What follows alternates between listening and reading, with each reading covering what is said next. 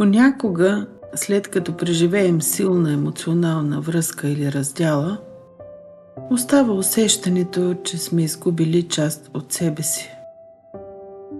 Сякаш енергията ни е отслабнала, сякаш увереността ни е станала по-тиха. Но истината е, че личната ти сила никога не изчезва. Тя просто се отдръпва за известно време и чака да бъде събудена. Това е стъпка 4 – възстановяване на личната сила и активиране на слънчевия сплит. Слънчевия сплит се намира малко над пъпа. Това е енергийният център на волята, увереността и вътрешната стабилност. Когато този център е балансиран, човек усеща ясно посоката си. Чувства се спокоен в решенията си и знае собствената си стойност. Сега ще преминем към лека практика. Поеми бавно и дълбоко въздух. Насочи вниманието си към областта малко над пъпа.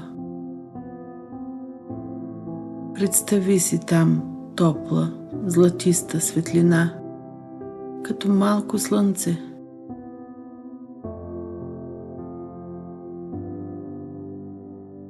С всяко вдишване това слънце започва да става по-ярко, по-топло, по-живо. С всяко издишване освобождавай съмнението, страха и старата енергия, която вече не ти е нужна. Още веднъж. Вдишай и позволи на тази златна светлина да се разшири. Тя изпълва корема ти с топлина. Стабилизира тялото ти. Връща усещането за вътрешна опора. Тихо си кажи: връщам силата си. Връщам енергията си. Избирам себе си. Остани за няколко спокойни вдишвания в това усещане.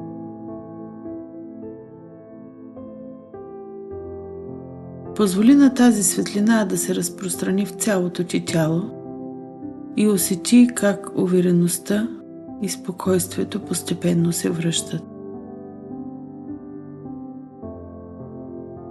Твоята сила винаги е била вътре в теб.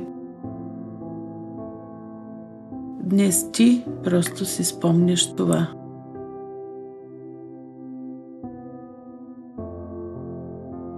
Остани още за миг с това усещане. Твоята сила се връща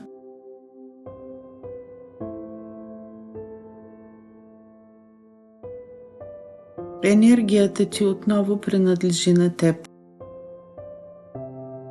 Всеки път, когато си спомняш кой си, слънчевият ти сплит става по-стабилен, по-топъл и по-силен. Ти вече освободи болката, прекъсна старата енергийна връзка, отвори сърцето си и започна да връщаш личната си сила. Но има още една важна стъпка. В следващото видео ще направим стъпка 5 – създаване на ново начало и насочване на енергията ти към нова реалност. Свещена енергия – мястото, където духовността среща разбирането. Ако това видео ти е помогнало, можеш да подкрепиш канала с харесване и абонамент. Така тази енергия ще достигне и до други хора, които имат нужда от нея.